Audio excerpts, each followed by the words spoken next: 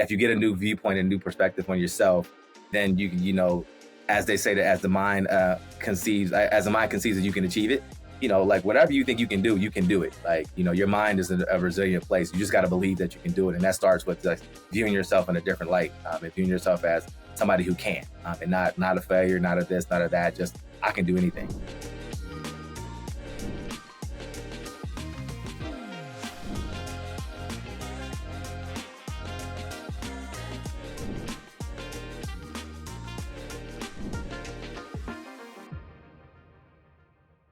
Back with another episode of Through the Headset podcast here.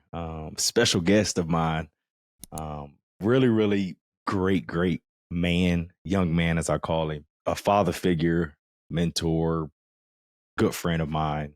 Is now on the podcast, Marlon Kerner. Welcome to the pod. Oh, man, thanks for having me on the pod, man. It's been too long.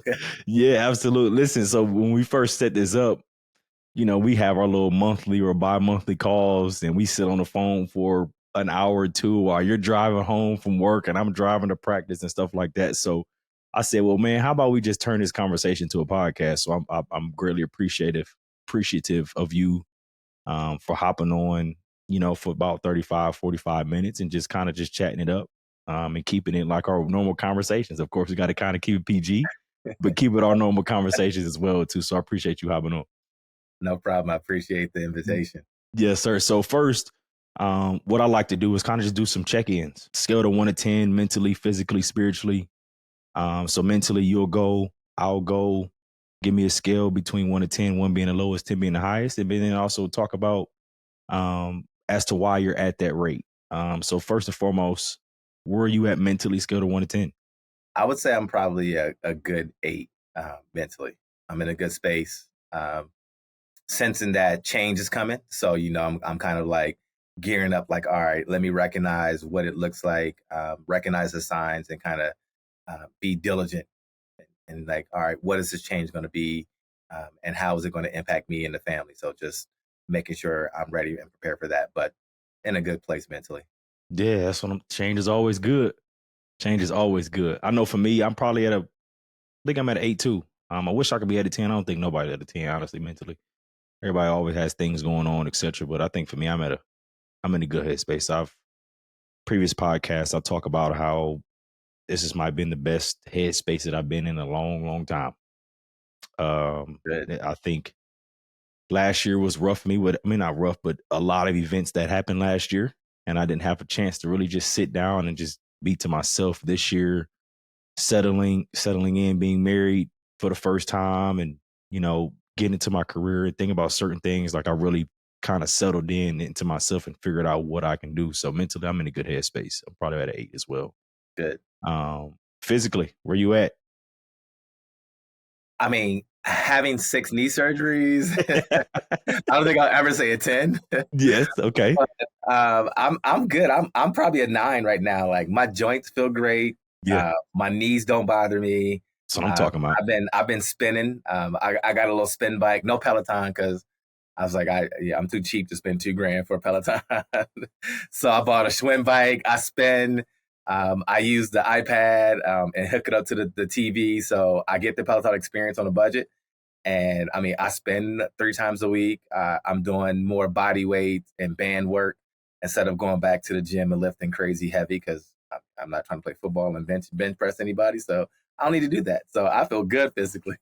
Can't play basketball though, so that's why I can't say a 10 either, because I can't play ball anymore. Yeah. See, I don't listen, man. My biggest fear was when I play football was doing something to my knees. So that was like my biggest fear. And I wouldn't know what I would do to have multiple knee surgeries, man. So you are to be where you at now, you're healthy. You're pretty freaking healthy. I'm healthy. For sure. For me, I think like I said, I'm at the stage where I want to be healthy. I don't want to be fit, physically and mentally fit like I was years ago. It was like a mandatory thing that I needed to stay at a certain weight. I needed to look a certain way. I think I'm at the age to where I just need to be healthy, continue to keep moving around, make sure I'm sweating every single day, being at least active. Of course, being a coach, I'm out there every single day, and I'm that coach to get out there, and I want to run routes still. So I'm still doing that and still teaching the guys the way as well. So I think I'm probably at like a 7, 6 or 7, to be honest. I'm not lifting my 385 pound back squat. Is them days are over. Done, done. Like, Days are you over. won't see me get on a squat rack. Like, what? No Not one leg bit. press, no leg extensions. I got a Zero. bench press. I'm like, I got to get this bench press out of my basement because I am not touching this thing. It's just taking up space. I'm like, I need to Yes. make a little movie area over here. Yeah, I'm just doing dumbbell work and push-ups. And I'm not, band work. I don't even do dumbbell work. I went and bought some bands from Rogue Fitness. Okay. And I got the ones that so I can do banded floor presses and curls and I can connect them and do all the high pulls and the low pull. I'm like, I can do some stuff and I can get a great workout with it, but I'm not touching the weight again. Like, I'm done with the weights. There's no more dumbbells. There's no more That's plates. Like, you won't hilarious. see me touch that at all anymore. Yeah, I'm sorry. Them days are, I tell people too, like my 5:30, 6 a.m. days. I don't know what time you wake up every morning, but them days are over for me. I can't. I did 5:30, that. no. Like 6:30. My alarm goes off at 6 or 6:30. I'm Yeah. probably gonna be lazy and kind of like, I don't need to get up right now. Unless I Yeah. need to get up or do something, then I'm up. But like For sure. 6:37, I'm generally up trying to get the day rolling. Unless we're up late the night before, like if we, if the kids had a party or something going on, we're just hanging out. Then we're like, all right, like I might stay up late for them and then sleep in. But yeah, I'm 6:30 now. There's no more 5:30 working out. None of that stuff. Like, Days are over. but I will say, as I'm getting older, I find that, like, remember how we used to get up and you get up at 5 and you have to do the workout, the 6 a.m. workouts. I'm like, I've been finding that if I don't do the workout in the morning when I get up, like, then it probably won't get done by the day. So I've been into this now, getting more into let me get my workout done early in the morning when I wake up. So I'll get up between 6:30 and then try to get that workout by somewhere between 7:30, so I can have my day started. And I have so much more energy doing it that way. For sure. I need to get into a rhythm of that, man. But I work and then I coach. So like my coaching is my exercising. Yeah. So I got long days. I put in 12, 14, 15-hour shifts every single day. So I got to get into a habit of just getting up in the morning. And I have a gym around the corner. So I think I need to just start doing it. My wife has a Peloton, but I can't fit on the Peloton. I'm too freaking big. Oh, she also makes payments. So you can also make payments on it. Yeah. I was like, you know what? I looked into the Peloton and I really was I was like team Peloton. And then what sold me on going with the Schwinn was because I was just being cheap. And I was like, you know what? I have 3 kids and my wife, so it's 5 of us. And while everyone was here, I was like, well, if we all use it, I'm good. Like, I don't mind. But everybody was like, so would y'all ride it? No. My wife's like, I don't ride bikes. I'm not a rider. I'm like, okay. My daughter's like, nope, I wouldn't touch it. My son was like, I might. And then the youngest was like, well, I mean, I have other stuff. So I'm like, I'm not spending that for just me when I can just get this bike and see if I actually am going to ride it and be diligent riding it. So I've had this bike for a little over 2 years, going on 3 years now. I'm like, man, I guess I could have got the Peloton, but I'm not locked in For to the sure. Peloton ecosystem. I can pretty much ride it with any system. And it's got a Bluetooth in it. Like, I sound like I'm a Swin salesman, but it's got the Bluetooth in it. It's got a heart rate monitor. I'm like, I get all my stuff on it. So when I use the Peloton app, I'm like, I can see it. I just can't do the leaderboard. I'm good. I can motivate myself. Right. I'm good there. So it works for me. That's hilarious. That's hilarious. Well, they're leaving you hanging, man. So you might be the only one on the bike. I'm the only one on the bike. It's just me. I got my little red Spanish shoes. That's hilarious. I clip it. I'm like, clip. We got to go. And everybody's like, you got red shoes? Yeah, my base is scarlet and gray. You know my shoes going to be red. Like, that's a gimme. You're right about that one. You were absolutely right about that one. Where you at spiritually? Spiritually, I would say I am probably a 6. Definitely, I could do a little better. I've been on this little path, and it started when I was with the Bills. So when I met you, I was on this path of trying to get back into everything. So I got. I'm definitely getting better, and been reading my Bible app every day. So been doing better for that. Yep, you and me both. I talked to a buddy of mine who used to train me right before I got to Buffalo, and he's really adamant on, at least reading the scripture a day. So I've been doing it for the past month straight, getting up at 7 a.m., make sure I got my timer set on for 15 to 20 minutes while I'm reading, just kind of just doing like a little devotional that I do in my notes on my computer. So I've been kind of getting into that habit. Of course, I'm at probably like a 6 as well. course, when you're just so, I wouldn't say so busy, it makes it sound so bad. I'm so busy for God. Jesus, like I'm not necessarily so busy, but like doing the small things like that.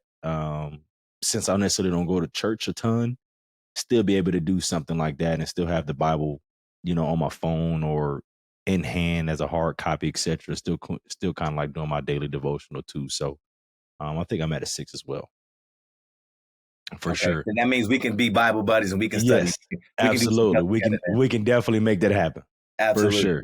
Yeah, we can definitely make that happen. So I'm going into this new phase in this segment in this podcast, and you're the very first person to go through this. So I'm going to do 5 words or phrases, and you can I'll give them to you, and you kind of give me the first thing that comes to mind when you think of this word or you think of this phrase. Okay. So want to start off with the first word, leadership. Ooh, for me, leadership is influence, right? Really good leadership is positive influence, but you can be a good leader or a bad leader, and really influence and getting people to do what you ultimately need them or want them to do. So I would say influence is Okay. my in leadership. I thought about that, but I haven't really thought about that way to put that, because leadership can be bad too. It can be some bad leadership, and then it could be good Yeah, leadership. I like that one. I like that one. Phrase, control what you can control. something I aspire to do. I think controlling what I can control is just it's a goal I try to get to every day, and not be bothered by everyone. And it's hard to do, right? Because you have to really be very secure in yourself when you hear that phrase. Control what you control is like, all right, you have to be very sound. You kind of have to be focused on what you can do, what you can't do, knowing your limitations. So really, when I hear that, it's like being self-aware, knowing my strengths, my weaknesses, and then knowing when I need to reach out and ask for help, when I need to let things roll off my back, and Mm. not hold on to things. And it's something that is a challenge to do on a day-to-day basis because yeah. I mean, if I had that down to a science, I'm like, man, I'm good. I'm good. My mental would be a 10 every day. That's what I'm talking about. Okay, so I changed this up from the script, so I only want to throw this one in here. So Buffalo Bills. Buffalo Bills, they are a part of why and who I am. Um, Gave me the opportunity to live out my childhood dream, helped me learn so many life lessons along the way. I mean, without Buffalo, in all my experiences, I wouldn't be me. I wouldn't have met my wife. Might not Man. have the family that I have. Like me getting drafted by the Bills set a domino effect of a whole lot of other things. So without that organization in my life, both times, like as a player and then as an employee in the player engagement space, helped me to grow immensely. So grateful for the opportunity, and understand how the business is. So never hard feelings, just Mm. kind of like growth opportunity, growth Yeah. experience. So I'm That talking, okay, so I'm a backtrack. When you hear Buckeye. Buckeye, Buckeye late was the foundation, like because a lot of people people don't understand. Like I got drafted to play corner, but Mm-hmm. I didn't play corner until I got to college. Yep. So as a high school quarterback, you're like, yeah, I don't know what this Ohio State thing is, and I mean, it really helped me find who I was as an individual. Mm. It helped me all the good and bad that went with it. It taught me being a Buckeye taught me to love football, Mm-hmm. and taught me why I should play football. I think I had like my senior year didn't go the way I was playing to try to get drafted. Everybody's like, you can go to the league, you can go do this, you got to do that. If you play well, you can get drafted high. And I ended up playing football that year, trying to please a lot of people, trying to play for a lot of reasons. And I think I was pressing too much. I wasn't like sharp mentally like I needed to be, wasn't as focused as I needed to be. And then I just remember that the league was going to be there. I ended up having a really, really bad experience happen. Wasn't playing well, articles and fans were clamoring for a change or like, you need to do this, you need to do that. And I'm like, all right. And some of it was, a lot of it was my fault. Sometimes just like the way the defense was, we might have blown the cover together or teams just schemed us really well. And they took advantage of the weakness of the defense, and so it's always got to be somebody like, well, this person didn't play well or this person didn't do that, but when I think about it, man, like I was pressing for the wrong reasons, and then all of a sudden, I ended up losing my aunt in the middle of the season, Mm. and it helped me put back in perspective that while I have these goals and these aspirations, like life is still short and it's still fragile, and at any moment it can be taken away, and so it helped me get more clarity on the fact that if I didn't get drafted as high as I wanted to, that was okay. If I didn't get drafted at all, it was okay. If this was my last time playing football, that's okay because life was still going to go on. And so I just became more appreciative of just the opportunity to still play in the games that we had left. And I got a little bit more clarity, played a lot better to end out the season and close it out. And then just really took that life lesson, even as playing with the Bills. Like, listen, life is short. Man, Don't know how long I'm going to get to do this. So I'm gonna just enjoy it and really just relax. And I learned that lesson while being at Ohio State, and it helped me really put that why. But it taught me like how to play, how to do all those things. It gave me the fire and the desire to kind of like I can get to the next level, and it taught me a lot more things about myself. But that one, I'll never forget that life lesson. man, that's big time. So this next one, this last one, last phrase is going to be, I think it ties right into what you were just talking about. When you hear this phrase, be where your feet are, what does that mean to you? I think it's something that it's funny you say that. It's something that I've been trying to do more of a be in the moment, right? Mm-hmm. Like I think for a long time and a long portion of my young life from transitioning from football, I was living to try to make up for what I felt was a failure, right? Like I was trying to accomplish these things as a player and I got close, but I didn't get fully where I wanted to go. So decisions I was making was based off of past experiences. And I finally realized as I was getting a little older that just be in the moment, like enjoy the moment, be where you are. I can't change the past. It's never like you can try to live to make up the past all you want. It's never going to change the past. The past is the past. You can't live for the future because you don't know what it's going to look like. So you've got to be in the moment, be in the present now, and lay that foundation for yourself so that when the future comes, you've already laid the foundation forward. And so no matter whatever decision you make, you've already got a good solid foundation to stand on. So yeah, so that's what I Man, think about listen, I've been trying to figure that out for the longest time. Somebody told me this last year, be where your feet are. And it's a book. I can't remember what the book is called, but somebody told me, be where your feet are. And I'm like, man, what the heck does that mean? So I came home and I'm like, I'm sitting down, asked Brittany, I said, what does be where your feet are? I mean, so she kind of told me just kind of be in the moment. I'm like, man, I've never actually like been in the moment. Like never actually, I feel like I've experienced multiple times. I'm experiencing it right now, like being in the moment of talking to you, like I need to be in this moment. Not worry about nothing else that matters. I don't have to worry about things that happened 10, 15 minutes ago. I need to be in this moment. I need to cherish this moment. So I've been trying to figure it out for the longest time. Like, how do I give it my entire focus or just be really, really in tune with that is going on. So doing this podcast has been teaching me that for a long time. Has been teaching me this things that I've missed out on, etc. too. So I appreciate you for explaining that. Not a problem. It Yeah, took me a long time to learn that lesson, so trust me, I understand. yeah, for Because we're sure. all like athletes, we're trained to look for the future, right? Like, don't dwell on that last play, let it go. Think Yeah, about what you think they're going to do in this next play, this formation. So we're always trying to think ahead, and yeah, sometimes we forget to just like appreciate the moment, just be where yeah. you are, enjoy it, because you never know. You can't predict what the future's going to go or look like. You can only hope that it goes the way you have a plan, and that we're always about trying to plan this, plan that, do this, do that, instead of just like stop, breathe, pause, just enjoy the pause. For sure, for sure. Well, I'm gonna toot your horn for a second, man, and we about to get into the meat of this thing.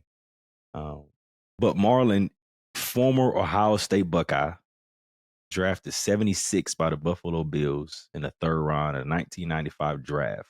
That was the year I was born, Marlon. Yeah, FYI. no, don't. Thank you for telling me how old I am. The year I was born. But you played in Buffalo 4 years before having a knee injury. I also read an article doing my research, of course. Right. After ball, you started working at Key Bank for a few years. Then you worked at Tops Market, which is like a Kroger Yes. it's like a Kroger up in Norfolk Wegmans. And then you worked at Orchard Park Target for a few years. And then you moved into the Bills Director of Alumni role and a player engagement. And then now you're necessarily doing your own thing as well. So you got a heck of a freaking journey. So as I say that, out of all the things that I just named, all the transitions, all the entire journey, as you sit right now, who is Marlon Kerner? Whew, man, that's a lot. Like, I think I am somebody who is finally ready to embrace everything, good and bad, that's happened in his life. Somebody that realizes that everything happens for a reason. You know, um, as a player, I think when I first transitioned from football, I kind of had this idea of who I was and what I looked like, and I didn't like that person because I felt like I failed. And to me, I was like, "Oh, I failed. Like I didn't accomplish these goals in football, so I failed." And so I had lived. There were some things I made decisions and choices, and kind of like I'm gonna make up for it. I'm gonna do this. I'm gonna do that. I'm gonna do this. I'm gonna do that. But I never wanted to coach.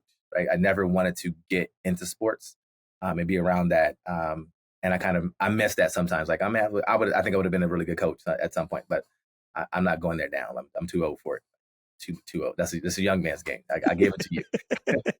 So, but I think, and that's why I say part of it. If I was to like name the story of my life, it would probably like if I was to write that book, it would be called Prodigal, right? Okay. Why is that? Because I grew up in church my entire life, like went to church Same all here. the time, did all those things. And so I was probably the closest to a preacher kid that you can get without actually being a preacher's kid. Like my brother's a minister, my stepdad's a minister, my aunt's a minister, and a pastor. So I've had like all these like, religious figures growing up, but my experience wasn't that. And so I didn't understand why I was going through what I went through. Grew up in a Pentecostal church my entire life.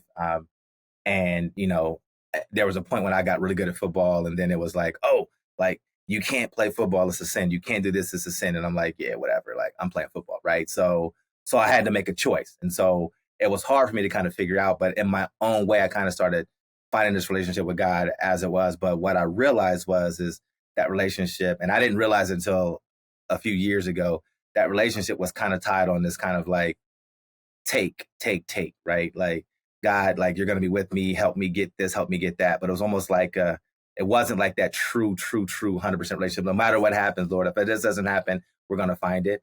And so I was able to accomplish a lot along the way, and I got through Ohio State, and I got drafted, and like literally after, and I'm talking about when I say like my upbringing, like I'm talking about I had sermons dedicated in my honor. Like I got preached on, Man. like yeah, it was not a pleasant experience, right? So out of like off the gate, like I probably shouldn't, like I'll be one of those like I don't want to go to church, right? Like I should For no one sure. step foot in there, right?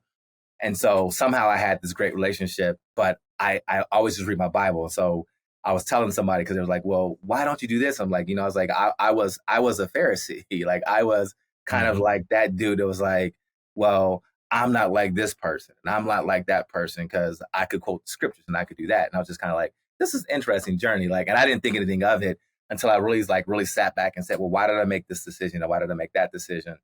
And so what ended up happening is when I left football, I kind of like it was like the shift because I was like, okay, I didn't know how to play football in church. Like they were like tied, like they were intertwined. Like I was it was almost sad to say it, but like I was going to church because of, just wanted to make sure I got protected and make sure I got those prayers and all those things, right? So I didn't really have that true relationship. And so what ended up happening was I didn't know how to still like have that relationship with God outside of football, right? And so I was kind of like, I don't know. So I kind of just stopped. I was like, I told God, I said, listen, so I'm never going to play church. I'm either in 100% or I'm out. Like I won't do it, and I won't half it. I will always either be 100% or 100 or out.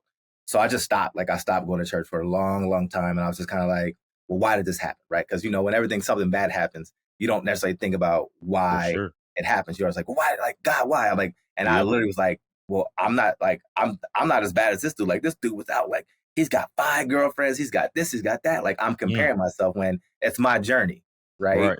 And so after a while, I kind of realized that, as I like to tell, I was like, I got de-religionized, as I Hmm. speak.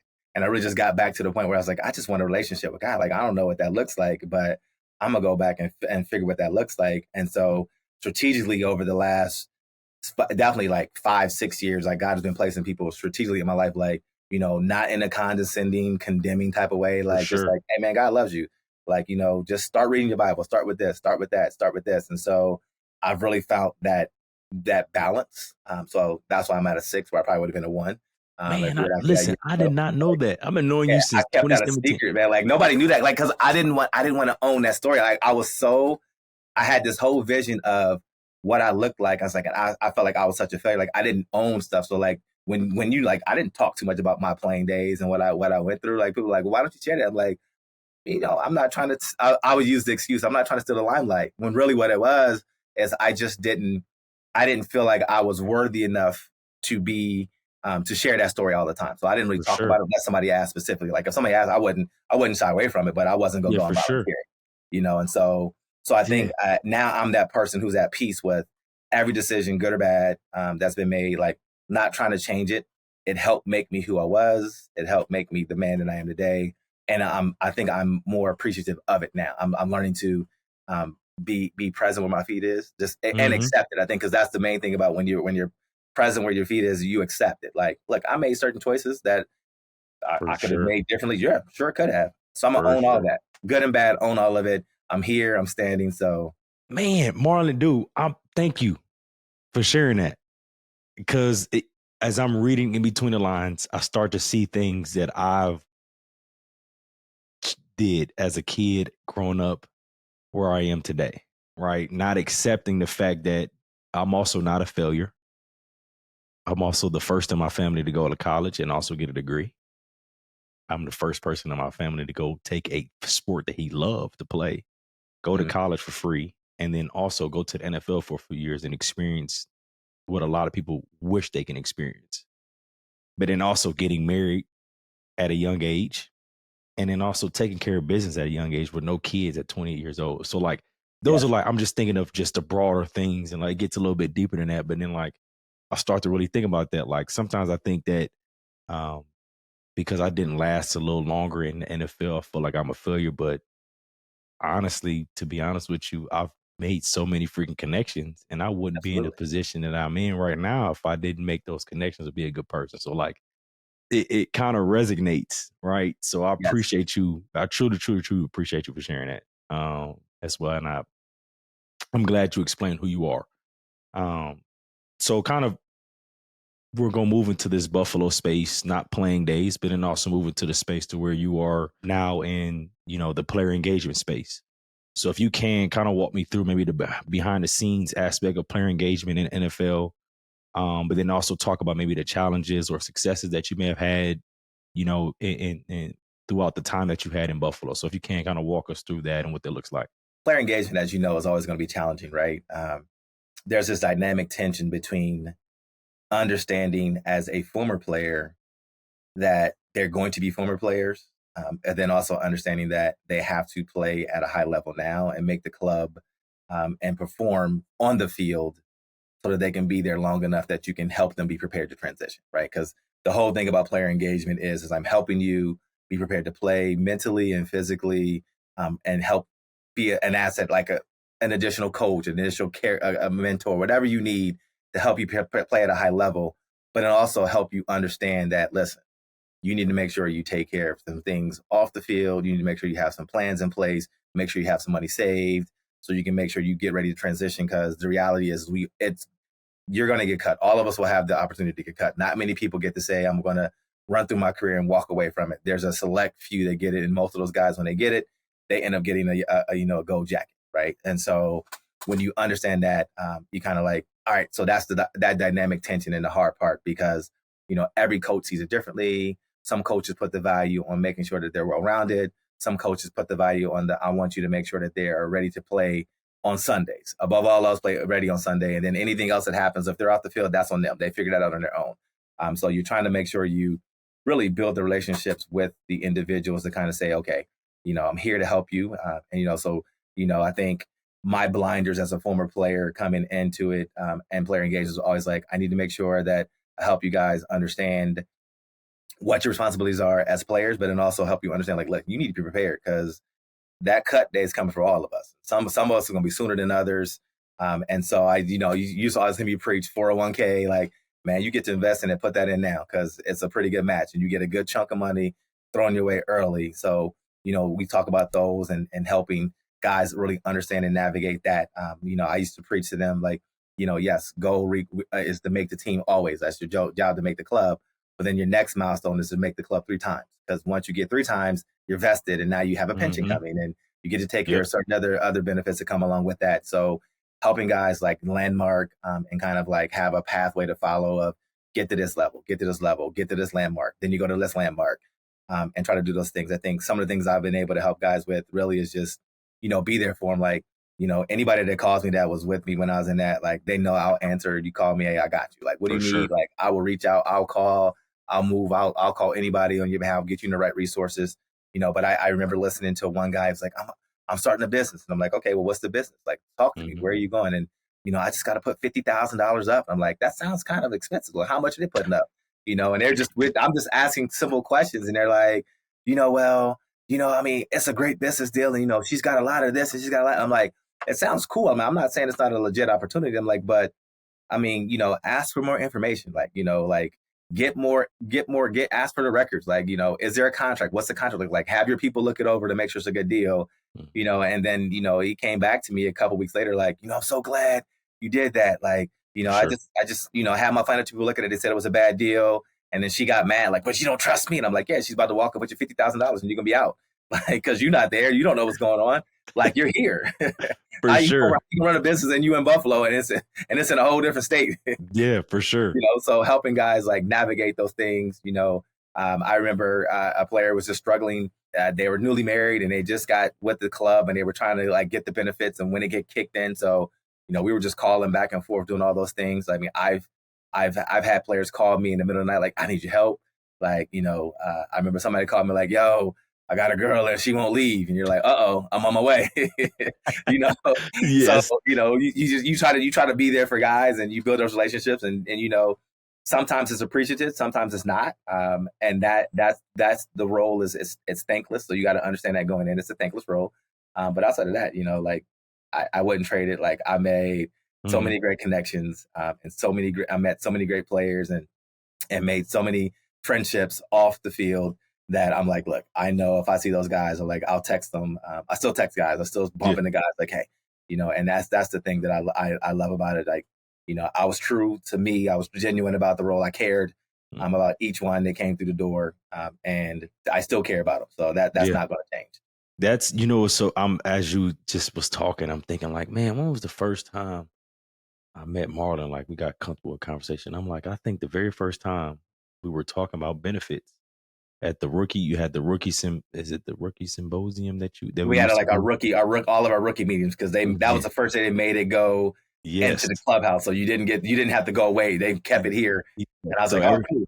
Everybody was asking questions about the benefits of the 401k and this, and everybody's asked questions. So you said, hey, just relax. Let's plan for the future, right? But right now we're gonna be present in this moment, so we need to max out this 401k. Yep. I'm not for sure if anybody else listened to that, but I definitely backstopped my 401k for the few years that I did play. You have to. And when I turn 55 or 65, when I'm able to access that money, I'm gonna be in good shape. Yeah. So I thank you for that. I'm like, dude, I'm like, look, 20 grand in the scheme of things, you're not even gonna see it because all of this is just taking your taxable income down. One. Secondly, they're giving you $30,000. Where else are you gonna go that they're gonna give you, like, you're gonna have $50,000 for year one in a 401k? Free. Nowhere. Free money. They're giving you $30,000 free money. You put in 20, they give you 30. Yes. And you'd be a fool not to take that money. And there's some guys like, I'm not taking it. Hey, I'm not gonna force you. Yeah. But you'll look at me and be like, look, the ones that listen, they're like, man, I'm so glad I did that. Like, yes, I'm set because it's one bucket you don't have to worry about. Like, you come out in 2 years and you max it out, you coming close to 80,000. Well, what was it? 20 and it was 19 and 20. Yes. Like it was, yeah, you made some good money. Like some really, because I think they give you $1,000 the first year, so it's 20 and then you get 50. You're gonna have 80,000, 75, $80,000 when it's all said and done after 2 years. Yeah. And then that gets to grow for the next 40 years. I truly hope some of those guys listen because I know I did. even though I didn't get my years vested, I listened to that portion of it. I know that for a fact. I listened to that That portion. 401k that's something nice. I'm That's something nice. definitely, I'll be so glad I listened to that for sure. I'm glad you listened too. Yes. So I talked about this all the time. Going from athlete to, I would say, corporate. How would it be necessarily corporate? Like the transition from different careers, from KeyBank to Tops to Target at Orchard Park to now player alumni, the player engagement. Talk about that journey of the transition. Like how was that? And then how did it necessarily the skills of you playing being an athlete lead into how successful you are? So kind of walk us through that. Yeah, I think my transition was a little different because they didn't have all the stuff that we have and the resources we have now, that players have now. And I'm glad we have the resources for players now. But I think I leaned on my network. And it's the craziest. The reason why I got to KeyBank is not because I was like, I think I'm going to go into banking so much. It was, I had really good relationships with all the people at the branch that I would go in. And my bank was KeyBank. And so like the funny story is I became a KeyBank customer because I went to camp and I signed and I got this big signing bonus. And I was like, I don't want to go to training camp with this big old check, first 5-figure check. And I'm like, all right, like, what am I doing with this? Right. Like I got big signing bonuses, and so I go to the bank and I take a vet with me and I'm like, hey, I was like, can you go with me to make sure I get the right account? He was like, yeah, no problem. His name was Lilo. And he had played for the league for a long time. So I knew who he was because I was a big Denver Broncos fan and he had played for the Broncos. His name was Lilo Lang. And so I was like, Lilo, can you come to the bank with me? And he said, yeah. And so we go to KeyBank and I remember the condescending look that I got from the bank because I was just like, I need to open up a checking account. And so you can appreciate probably something like this too. So I'm sitting there and the dude's like going through the thing and he's like, I'm in shorts, I'm in t-shirt. Like literally we had just had the first full week of rookie camp. We were about to break and go down to, they used to have it at Fisher for you. We had it in Fredonia down in Dunkirk when I was a rookie. So I was going down to Fredonia and we were going down there to go to camp. So like I hadn't shaved. I had all this hair, I had like the little mini afro going, facial hair all over the place, now I'm clean shaven, right. So I'll go in and I'm looking rough. And he's like, I'm like, I need to open a checking account. And this literally looks me up and down and it was like, okay, well, do you know what account you have? I'm like, nah. I'm like, tell me what you got. And he starts going into it. And literally he got the most condescending tone, like, well, a first checking account, you have to have $1,000 to open it. You can only write, 15 checks a month, but you have to keep a minimum of $500 in there.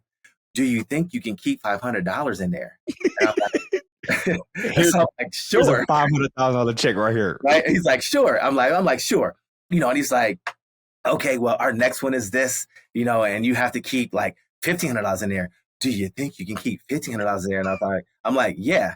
And he's like, okay, well, our next account is this, and you have to keep $2,500 in there at all times. Do you think you can keep $2,500 in there? I'm like, yes, I do.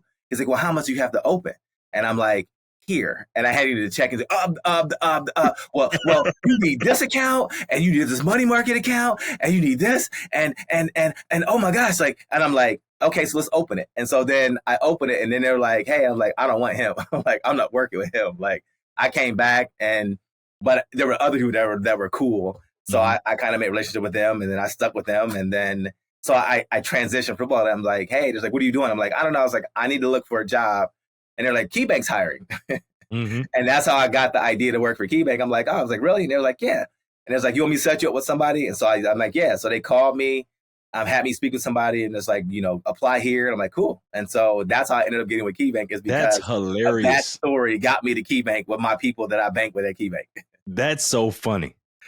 But I tell people lean on your network, right? Because you never know who has an opportunity. And so because I'm very guilty of this, making sure I'm really good at compartmentalizing, right? Like you're probably like me, like I can take anything that happened, I can put it over here, I'll put it in this box, store it nice and neat, and I'll deal with it later at that point.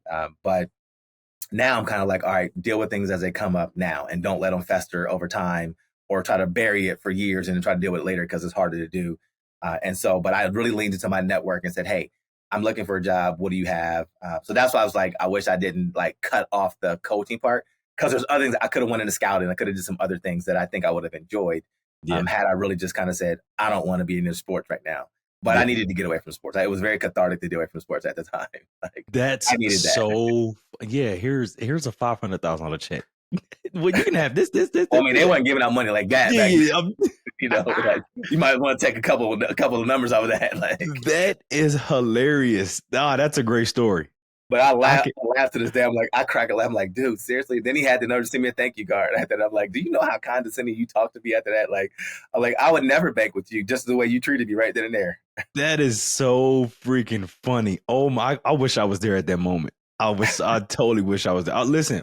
So as you saying that, I'm like, I was in a car with Charles Clay one day, and Charles was giving me some free game and stuff like that, man. And he said, "Listen, dude, if you do what you're supposed to do, dog, you can start making real money." Man, this is when Charles Clay signed this big old 3-year deal. He's getting $15 million a year type Right. stuff. Man, we in this big old. He got the Chevy Silverado with the big wheels on it. Man, he lifts up his armrest on the thing, man. He still has checks that he did not cash. This check was like 6 weeks old, man. He ain't cashed it yet. So as you say that, I'm like, dude, like, I can't even imagine just taking one of those checks and going to Key Bank and try to open up a banking account. I can't even freaking imagine it. I'll be sweating bullets going in there and they ask me all these certain questions. I'm a low kind of get, man. So I'm like, man, I would love to be there in that situation just to see that. And I start cracking up laughing. Yeah. Oh, you would have loved it. I was like, okay, I'm good. That is so funny. He got moved and I found another partner there. And I was like, and she was real cool. Yeah. And we had a really good relationship until she got married and moved away. Like, so, and I liked her because she was straight shooter. So Denise, if you ever hear this, like, thank you for just treating me with respect. I even went to her wedding. Like, she called me like, you got to come to a wedding. I'm like, cool, I'll go to your wedding. Like, so that was cool. But I like Denise. Denise was definitely a great asset for KeyBank. Denise and Anne, my two people. Shout out to them. Yes, absolutely. So if they do hear this, definitely feel the shout out as well. So I want to dive into this mental and emotional challenges, right? So you got a chance to see athletes in all types of walk of life, see them in certain situations, deal with certain situations.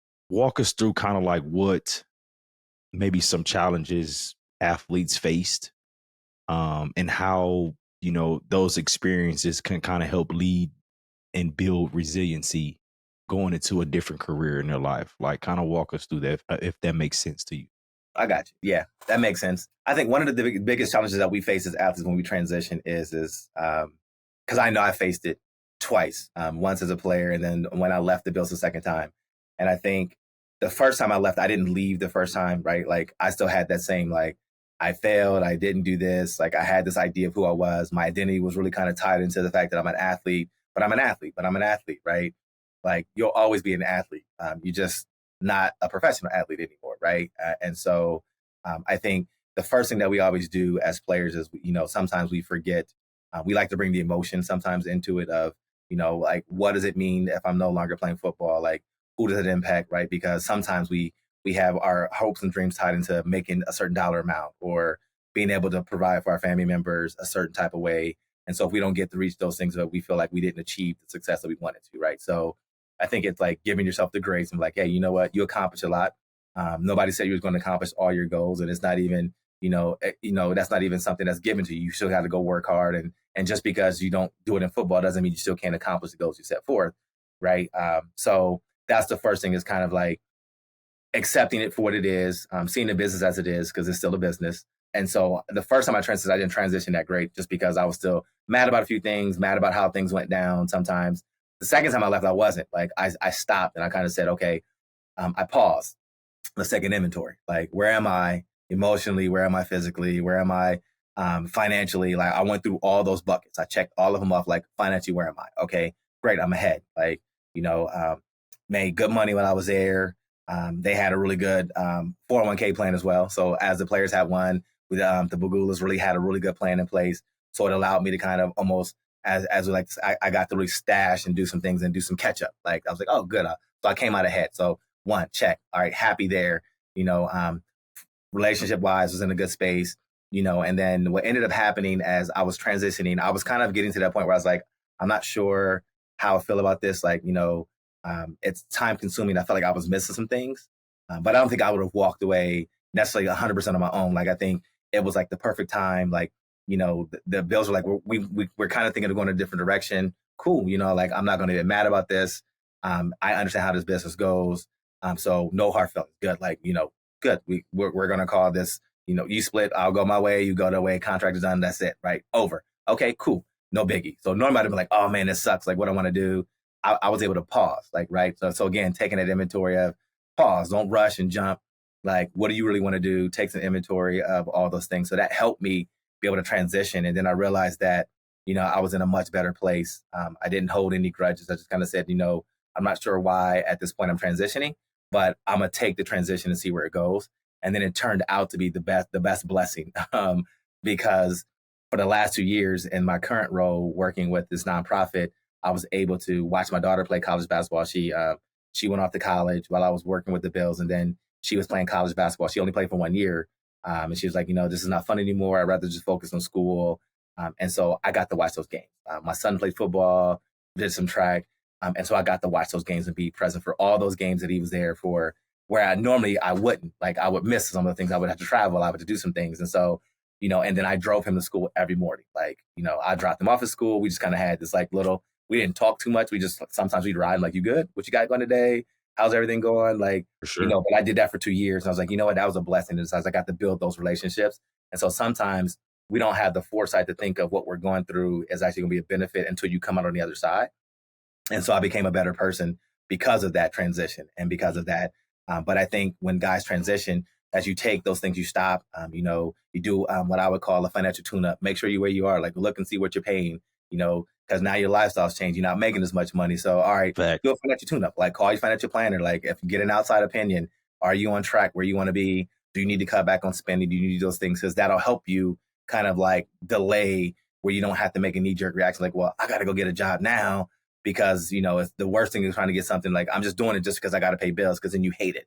Right. So I'm not saying don't get a job to go pay bills. I'm just saying, like, if you can cut back on your spending and give yourself more time to kind of find some things you're really interested in, things that you feel like, hey, this will be something that I'm geared toward.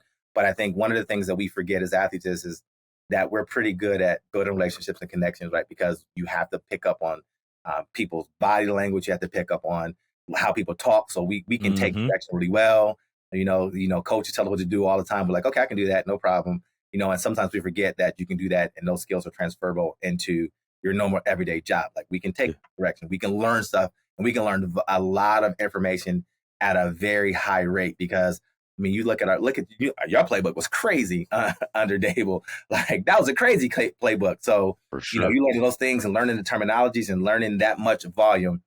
Think of how much easier it is when you come into a job. You're not learning like they don't have playbooks like this. They don't have an iPad, that's got 20 gigs of stuff on it of just like, I got to learn this. And so it's not changing on a weekly basis. So, guys don't think that, they always discredit themselves. Like, we can learn stuff. We can learn anything that we put our mind to. But I think the biggest thing is how we view ourselves, and then how we talk to ourselves. I think sometimes we talk, because I'm a big guy of self-talk, but my self-talk was negative. And I didn't realize how negative my self-talk was until I got a little older. Like, man, like, why do you talk to yourself like that? Why do you call yourself that name? Like, man, dude, like, come on, suck it up. Like, come on. Like, I would call myself some names like, yo, like, you wouldn't let anybody else call you that. So why are you calling yourself that? And so I think if you get a new viewpoint and new perspective on yourself, then as they say, that as the mind conceives, that you can achieve it.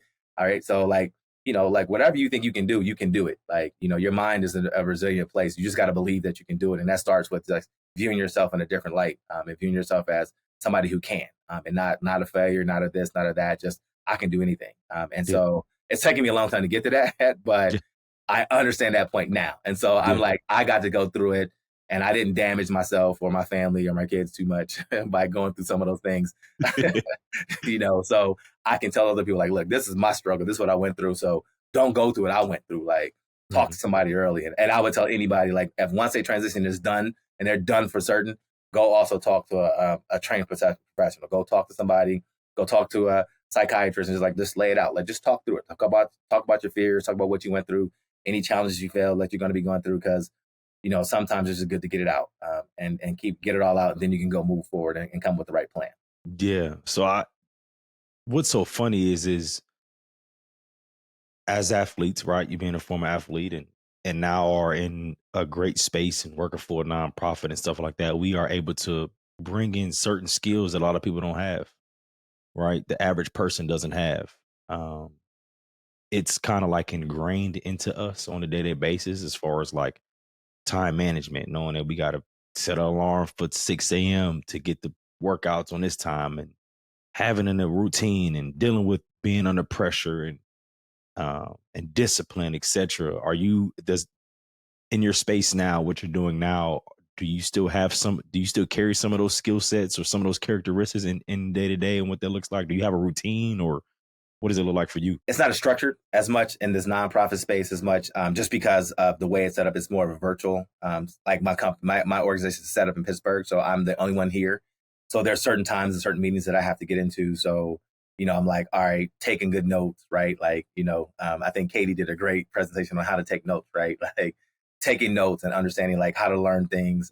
Those are all the transferable. Like when I have my day, I will structure my day like, all right, look, I know my Thursday looks like this, and I make sure I keep to that. Like, if I need to get out and go meet a business owner somewhere, all right, what day is the best day to do it, right? Like, so I can schedule my calendar to be around that, and then making sure that I can schedule it for late, I can schedule it for early, like, so it's kind of cool to be able to do that. Like now, when I worked at Target, like yeah, like the structure was there. Like you set the alarm, you're there on time, you're on call, you're working weekends.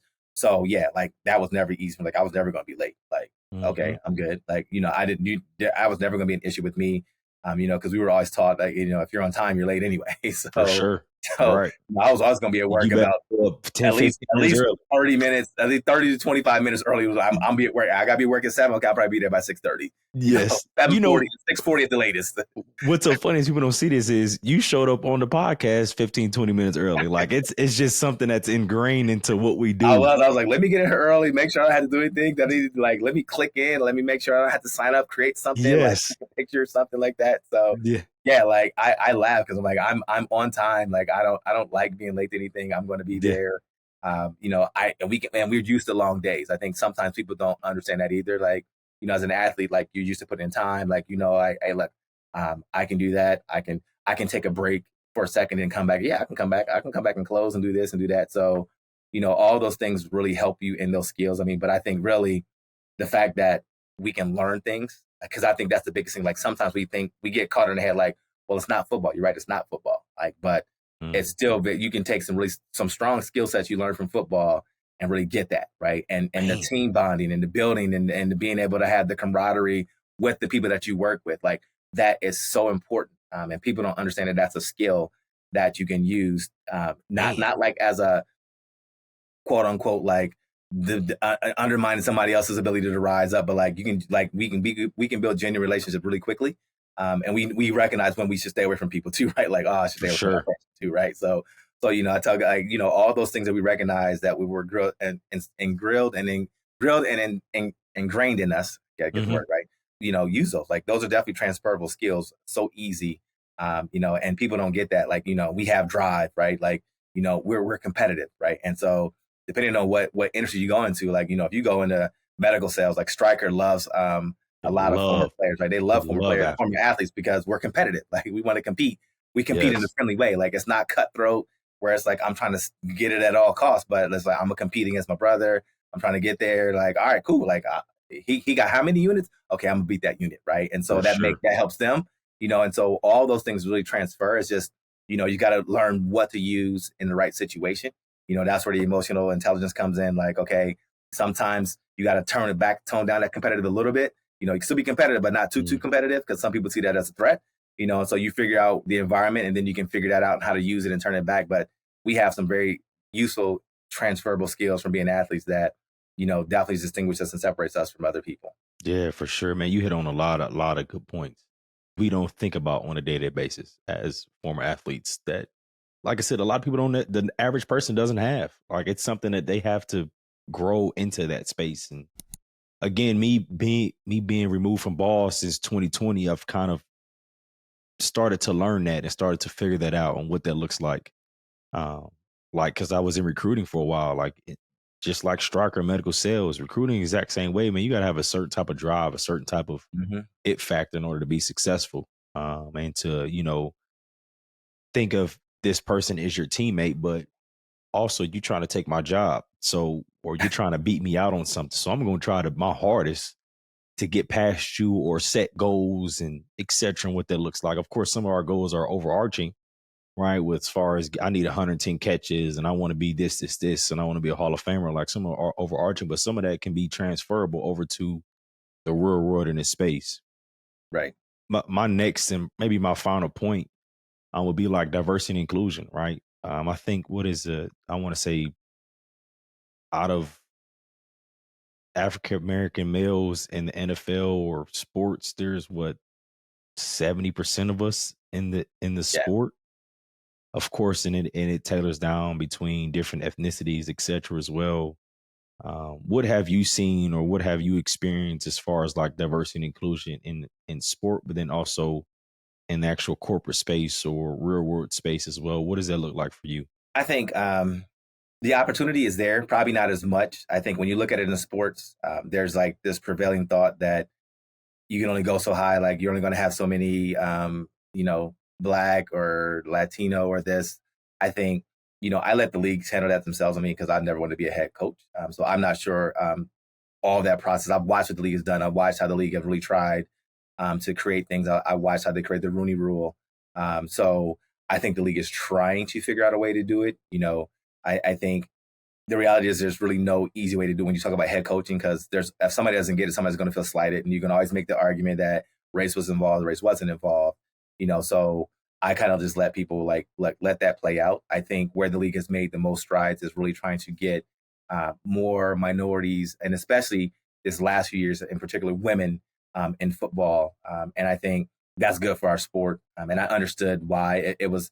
One, it's a great business case because women between the ages, I want to say 18 to 34, was like the fastest growing demographic of watchers and viewership in the NFL. So yes, it makes sense to really start bringing more females into the fold. But also, there's just been some really great women that were trailblazers beforehand. When you think about it, I mean, we had Ly who was there, who had been around and was amazing at what she did, and there were so many other people in the player engagement space like Ashley who was there with the Giants. And so when I think about that, I just look at it like, all right, look, this will take care of itself. There's a Fritz Pollard Alliance that's advocating for getting more and more African American head coaches and more diverse coaches and candidates in there. And really, I wrote a paper one of the papers is why it happens. And I think the problem is that, we try to solve the band-aids, but really what it is in the football world, it's you always hire who you're most comfortable with, right? And so what you have to make, and what we still haven't found a better and more productive way of doing it, is making more cultural. And I'm gonna borrow a coin phrase from a friend of mine who's the DEI director for the Buffalo Niagara Medical Campus. His name is Kyrie, but he coined the phrase culture collisions. And so when you look at it with the ownership, the reason why you think like people you don't see a lot of is because owners kind of can make their final decision. Like they'll interview candidates, but what happens is they kind of hire people that remind them of them, that kind of frequent their circles. And so that's why you kind of see a lot of coaches kind of recycle, right? Like For we get the sure. free tread, right? And so we have to find a better way as the league, the NFL has to find a better way of introducing more cultural collisions with the ownership, the people that actually make the decisions, Yes. so that they can kind of get to know people. Because we can sit up here and argue whether it's fair or not fair, and I'm not in the league, so I don't have any skin in the game to argue one way or the other. But the reality is the owner is going to come down, and there's got to be a tie that's going to feel like, yes, there's a lot of qualified candidates, but there's going to be always that human element of, I feel like this person is like me. And I think the last time that I had an article that I saw about it was David Tepper, the owner of the Carolina Panthers, had hired Matt Rule, and one of the reasons why he said he hired him was because of the fact that he was like, he reminds me of me. He came in with the cargo shorts, the T-shirt. It took me back to a point when I remember I was, paraphrasing, like, I was kind of when he was on his grind. He reminded me of me. He reminded me of, and so we got to have this great conversation. And that's when he's like, that what sold him on why Matt Rule was a great candidate. Not that the other people that he interviewed weren't great candidates. it was that personal connection that Matt Rule was able to make with Mr. Tepper to kind of say, hey, and that's what separated him from all the other candidates. And now he's since moved on, because you still got to win at the end this business. That business is going to take care of itself. Like if you don't win, that's going to take care of you. You're going to be gone. So I think that's where we could definitely improve upon it, is creating those collisions where owners can just get to know candidates and they can see them for who they are and kind of talk to them and pick their brain and kind of say, hey, and feel comfortable being around. Because we don't, every coach doesn't freak. They don't get to meet owners like that, right? So, and you're having that person be the face of your franchise, kind of make sure you have your organization's best interest at heart. They're trying to do all those things. And so, so when it comes down to it, money is always going to be it, and how I feel about you, how much do I trust you, and all those things will come down to it. And if I don't know you well enough, it's hard to do it when you're coming in for a day interview. For sure. Right? Like, so that's where you kind of like, all right. So that's where you kind of see where the GM can be a big influence on the owner's decision, because they're like, oh, I've worked this guy, I can vouch for this guy, and that's where that comes in. So that's why relationships are so important. And so if you can create that with the GMs and potential coaching candidates, and more importantly, have the GMs and candidates and the owners there to talk and just get to know each other, then I think you would see a little bit more change. You see a little bit more progress. You might even see your first female head coach at some point in time if you do that enough. I think that's gonna happen soon, man. Yeah. I think it's gonna happen. Actually, I think it's gonna happen real soon. You got Lily. I think it just needs to move now into an actual position coach. Yeah. And then once you get it from a position coach, I think it's going to legit lead into that. I think. Yeah, honestly, it'll lead to the position coach, to the DC. You got to go to a coordinator position. Yes. And then from the coordinator position, then it goes right to the. Then you get your opportunity to be a head coach, and Garrett's and definitely some great female coaches coming up. And I'm like, all right, cool, I love it. I think it helps the game, right? It helps. For sure. Right? So I'm looking forward to seeing what the league is going to do, but definitely those collisions could definitely be more frequent if you're looking to add, just grow the network, because that's what it is. Like, people will keep their network small, they keep it tight. So you only kind of pull people from your network. And sometimes you'll go a little bit outside your network to pull one or two people in. And if they kind of just like, I want to go different, that's it. They'll start here. But if you make that network like this, you have a bigger pool to kind of choose from. And that kind of makes it a little bit better. That'll help even the playing field at some point in time. Yeah, I know you spoke about the NFL space, but it's definitely you can definitely see that in the corporate world as well. And Absolutely. Of course, I know you experience it. I'm experiencing it right now, but we all are experiencing, especially as different ethnicities that come around into different spaces. Like it's definitely a learning curve, and I think everybody has to learn it as well too. So I appreciate you for hitting on that as well. We're at the end, but I want to just kind of give you the floor to kind of walk us through. You explained this to me last week. We got on the phone, so I want you to explain as far as like, what are you doing now? What's your role? Who you work for? What does that look like for you? Just kind of just open up, feel free to do so. Okay. So currently I am the community director for a nonprofit called Entrepreneurs Forever. We are a Pittsburgh-based nonprofit, but I like to call it, what I do is we help businesses grow and scale by using a peer-to-peer learning model, right? So in a sports terminology, I help people create their own business locker rooms, right? So, when you talk about, especially you being a former athlete, right? Like, when we talk about leaving the sport and transitioning, like, nobody talks about missing practice. Nobody talks about, you miss a game sometimes, right? But, and that's more because of the cheering and things that come, like, and sometimes just the paychecks that come along with that from being on the roster, right? But you don't miss the practice. You don't miss the camp and all that stuff that goes along with it. You don't miss the long hours training and the diet that you have on. You miss the guys. You miss the camaraderie. You miss the locker room talk that we used to have. You miss the plane rides and the playing cards and eating meals together and just bonding and hanging out, and getting to know their families. You miss all that stuff, those conversations that you had. And so what we do really is we build something similar, right? Sometimes you can just vent like, man, I'm having a rough time at home. I'm struggling with this. I'm struggling with that. I'm struggling with the playbook. And there's always somebody that, hey, man, I struggle with that too. Hey, try this, try that, right? So, and using the sports terminology, we do the same thing with entrepreneurs. We take those entrepreneurs, we take 10 to 12, we put them in a peer group, we get them together virtually, and we bring people from different industries so that we can show that the same challenge you're facing, somebody else is probably facing it or has already gone through it and has overcome it. And they can maybe give you some wisdom on how they overcame that same challenge. So we help solve those challenges in real time. But you have a group that's going to support you. They're going to cheer you on and cheer all your successes. They're going to be there to pick you up if it went the wrong way and you're like, oh, it was bad. And they're going to cheer you on and pick you up from that. They're going to be there just if you need to vent, right? If you need a connection, you're not sure, they're going to be able to give you all those things while you're also running your business. Because being an entrepreneur is also lonely at times. Like you feel lonely about it. And I hear that a lot. Like it's lonely and I can't talk to my spouse about it. Nobody understands. And so you have people that understand what you're going through. You have people that understand that sometimes your spouse just won't get it. And then you're like, oh, okay, this is cool. And so we get to do that. And because we've already fundraised for people, we do that. And the people that are a part of my peer groups, currently, it doesn't cost them anything to do it because we got a funder to do it. So all those spots have already been covered. So anybody that's a part of my group, it's free of charge for them. And I love it. And I get to meet so many great people and learn about their businesses and see those things. So it's pretty cool just to be there and to see people grow their business and continue to just like, I'm providing for my family. Like, Right. You get to see people say, I didn't feel like I could pay myself enough. And then when you have those conversations, you're like, we're doing well. Business is growing. I'm about to open a second location. You're like, congratulations. I'm so happy for you. So I love doing it. We are in a different niche. So it's not like people for accelerator or like a startup.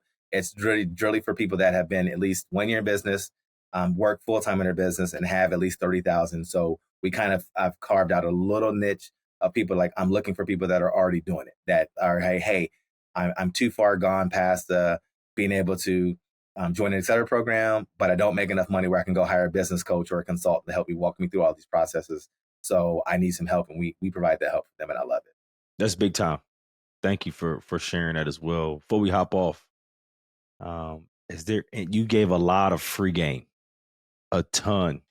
I'm talking about when I go through this and listen to it one more This might be 2 time. episodes. This might be 2 episodes, y'all. No, we're good. We're good. When I go back and listen to this, before I send it to my editor and stuff like that, like I'm literally going to take some stuff and I'm going to take notes. I'm going to study it again no matter what.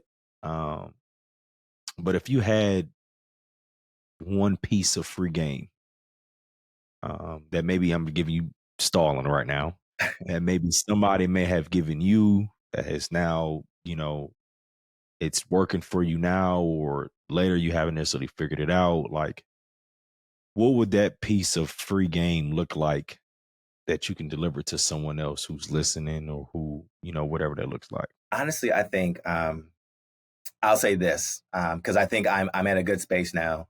Having gone all through I went through, I think I would tell people one thing: forgive yourself, give yourself grace. Right? Like, we grow up in an era where we're always like, give grace, give grace. Like, so we're supposed to give grace to everyone else. Like, give grace to somebody who offends you. Give grace to this person. Like, assume the best intentions, but we never assume the best. Like, we never give grace to ourselves, right? So, we would beat ourselves up for mistakes we make over and over and over. And I would tell you, give yourself grace. That's the first thing. Secondly, I would say define what success looks like to you. Don't let people tell you what success is supposed to look like, because when you live success the way somebody else has envisioned it for you, you never really end up being completely happy with yourself, right? So, if it's you just want to live a simple life, live a simple life. If you're not into the flashy things and brand names don't matter, then don't worry about the brand names. Because at the end of the day, I think now that my kids are older and they're out of school, and I'm like, okay, I did this, I did that. Like the most important thing that we have is time. And every day, time passes by and that you can't get back, right? And so I remember thinking about it because I think I've been a good dad, but I wasn't always like the best dad at times because I was focused on the wrong things, and time waits for no man. So really, like you need to be like, as you said in the beginning, like stay in the moment. Like money comes and money goes. Like, if you need to get 2 jobs to make money, get 2 jobs to make money, right? That's fine. But you will never be able to get that time back. You never be able to get the time spent with loved ones. You never get to be time spent with when you have kids. Spend time with your kids. Be there for them because now my oldest is 22. He's out of the house. My daughter's 20, and she's like, junior in college trying to get out. My youngest is 18. So any of those conversations that I wish I had, I'm not getting some of those back. Like, so let's really be present now and define your version of success and live it for yourself. And then don't worry about keeping up with the Joneses because at the end of the day, when we all go see our maker. Like whatever we accumulated, we're not taking that with us. Facts. And I think, and now that I'm older, I understand that, and time goes by so fast, and you'll blink and you'll be like, oh gosh, I'm 50, or oh gosh, like my kids are grown and out of the house. Like you're like, oh my gosh, like where did time go? Right. So don't be that person to be like, time went by and then you have all these regrets. Like live for the moment. Don't worry about it. And everything will take care of itself. It'll play out the way it's supposed to play out. And I think I For finally sure. realized that and learned that. And it took a long time to get to that. So I'm not saying I came to that conclusion in my 20s. I wish I did. But if anybody's listening, like take that advice now. For sure. Well, Marlon, I say this every time we talk. I greatly appreciate you. I appreciate you, brother. No matter if it's a conversation, phone call, text, tweet, man, whatever that looks like, man, you are greatly appreciated. You are not only a friend, father figure, you're a connection, you're all of the above. So I greatly appreciate you for continuing this friendship as we're going on 6 years since you've been knowing me. We've been Next knowing each year. other. So Yes. I appreciate you a ton for hopping on and at least give me an hour. Hopefully your wife doesn't kick my butt for taking an hour away from you. I know mine will, because she just texted me and told me dinner's ready. So I already got the look like, what's for dinner? Like, oops, my bad. yes. But I appreciate you, man, for I giving me an hour. appreciate you, man. Definitely.